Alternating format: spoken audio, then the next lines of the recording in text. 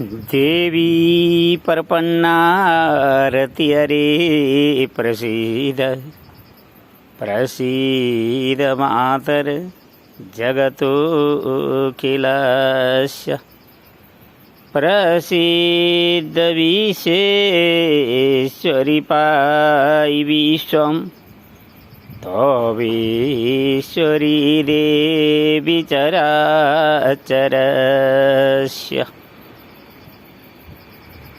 आज 2078 साल कार्तिक 9 गते मंगलबारको दिन अहिले मैले यो प्रकृतिको अत्यन्त सुन्दर पहेँलपुर फूल मुनि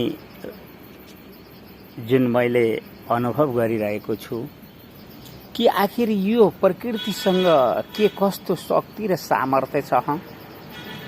यो फूलको गुच्छा त हेर्नुहोस् कि हामीले सूर्य अग्नि नामका देवतालाई पाएका छौं। बुढी आमैले यस एक्लो मागन्ते भनेर कति दया आशीर्वाद र कृपा बरसाइरहनु भएको छ। एउटा प्रकृतिको खुला विश्वविद्यालयमा शिक्षा लिने यस मागन्ते मान्छे कति बेला माता तीर्थधाममा उभिएर यी दृश्यहरू तपाईहरुलाई देखाइरहेको हुन्छ।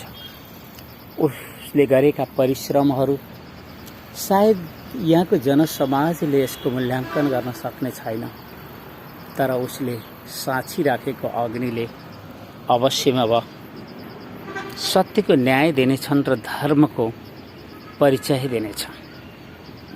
हामीले हाम्रो गोर्खा राज्य नेपाल वेदको उर्वर भूमि, यस वेदको उर्वर भूमिलाई हामीले जुन प्रकारले आज हाम्रो धर्म संस्कृति वैदिक सनातन संस्कारहरूलाई ध्वस्त पार्नका निमित्त जस्ता प्रयासहरू भइरहेका छन्, अब हामी पनि ती ढोल बजाउँदै मेघ गर्जनका साथमा आउने ती विद्युतका मसालहरू उठाउँदै बिजुली चम्काउँदै गडगडाउँदै हिँड्ने मेघराज इन्द्रलाई हामीले चिनेका छौं। हामीले ती अथाह जल राशि दिने ती पर्जन्य देवतालाई चिनेका छौं, किनकि हामीले प्राचीन मानव सभ्यताको जुन साहित्य हो, वैदिक साहित्य हो, जुन ऋग वेदादि हुन्, तिनलाई राम्रोसँग देखेका छौं र राम्रोसँग चिनेका पनि छौं। हामीले हाम्रो गोर्खा राज्य नेपाललाई पुनः फेरि वैदिक सनातन धर्म संस्कृतिको राज्य पुनस्थापना गर्नका निमित्त हामी ती सूर्य अग्नि नामका देवतालाई आह्वान गर्न जानेका छौं र उनलाई हामीले अत्यन्त प्रसन्न राखेर प्रकृति र दैवी प्रकोप भनेको के हो र वैदिक साहित्य जुन प्राचीन वेद वेदान्तहरू र ती शास्त्रहरू कुनै थाङ्ने दन्ते कथा पक्कै थिएनन् होला। हामीले तिनीहरूको परीक्षण गर्न जानेनौं। हामीले त तिनीहरूलाई एउटा कमाई खाने जीविकोपार्जन गर्ने साधन बनायौं। त्यसै कारणले हामीले हाम्रो राष्ट्रिय गौरवहरूलाई गुमाउँदै गएको पनि अनुभव गरिरहेका छौं।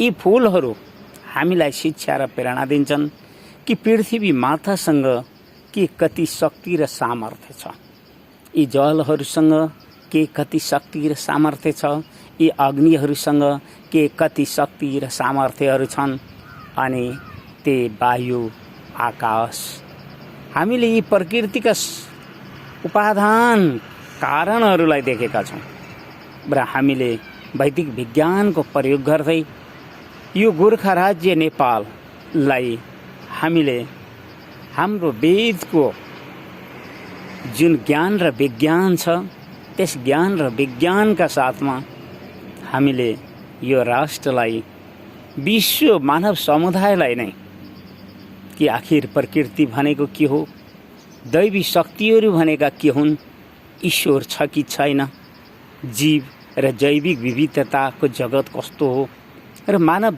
जातिले आविष्कार विकास गरेको विकास कतिसम्म दिगो सुख दिन सक्छ। किनकि हामीलाई लागिरहेको छ कि पृथ्वीको खनिज उत्खनन गरेर ती कोइला, फलाम, पेट्रोलियम पदार्थ, ग्यास यस्तै यस्तै जुन उत्सर्ग गरिरहेका छन्, जुन धुलो, धुवाँ, कार्बन ग्यासहरू, त्यसले जलवायु प्रदूषण त भइसक्यो र जलवायु परिवर्तनका सङ्कटहरू पनि दिनानुदिन देखिँदै गइरहेको छ। हामीले यसै कारणले त यी आवाजहरू प्रकृतिको एउटा खुला विश्वविद्यालय जहाँ यी फुलहरू फुलिरहेका छन् र हामीलाई शिक्षा दिइरहेका छन् कि हे मानव जातिहरू, तिमीहरूले पृथ्वीको खनिज खनेर उत्खनन गरेर जुन विकास गर्यौ भन्दैछौ, त्यो त मानव विकास विनाशतर्फ गइरहेको पो छ त। यसले त मानव विनाश गर्ने भो भनेर उनीहरू आवाज गरिरहेका छन्। अनि हामीले आह्वान गर्छौँ ती सूर्याग्नि नामका देवतालाई। जब ती सूर्याग्नि नामका देवतालाई आह्वान गर्छौँ, उनी पर्जन्य वर्षाका साथमा समुद्रबाट मेघ बादलहरू उठाउँदै उनीहरू त त्यो ढोल पिट्दै, नरसिंह बजाउँदै अनि तोपहरू बजाउँदै अनि गडगडाउँदै मानौ कि कुनै राजाको शुभ विवाह हुँदैछ भने जस्तै उनीहरू जल वृष्टिका पुष्प वृष्टिहरू वर्षाउँदै हामीलाई सत्यको बोध गराइरहेका छन्। र हामीले गरेका मूर्खताहरू, मानव आविष्कार र विकासहरूलाई प्रकृतिले चुनौती होइन, प्रकृतिले खेल खेलिरहेको छ र मानव प्रकृतिसित के चुनौती गर्न सक्छ। यी वृक्षहरू, यी फुलहरू तपाईँ हेर्नुहोस् कसरी हावासँग खेलिरहेका छन् र रमाइरहेका छन्। म पनि यो देखेर आज एउटा भिडियो, यो अन्तिम भिडियो जस्तो लागिरहेको छ, किनकि मैले अब प्रयोग देख्नु जानुपर्ने हुनाले मसँग त्यति समय रहने छैन। किनकि एउटा अग्नि साक्षी राखेर जुन देवालय र तीर्थहरू सङ्कल्प गरियो, त्यस सङ्कल्पलाई कतै विघ्न र बाधा पुर्याउनेहरू छन्। ती विघ्न र बाधा पुर्याउनेहरूलाई यो समाजलाई त शिक्षा र अनुशासनको पाठ सिकाउनै पर्छ भन्ने लागिरहेको छ। त्यसैले मैले अभिलेखहरू त अवश्य आइरहनेछन्, भिडियोहरू त्यति नआउन पनि सक्छन् भन्दै अहिले यो सुन्दर दृश्यलाई र यहाँका दृश्यहरूलाई म तपाईँहरूलाई देखाउँदै जानेछु। नारायणी नमस्ते, नारायणी नमस्ते, नारायणी नमस्ते, नारायणी नमस्ते। देवी प्रपन्नारति हरे प्रसीद प्रसीद मातर जगतोऽखिलस्य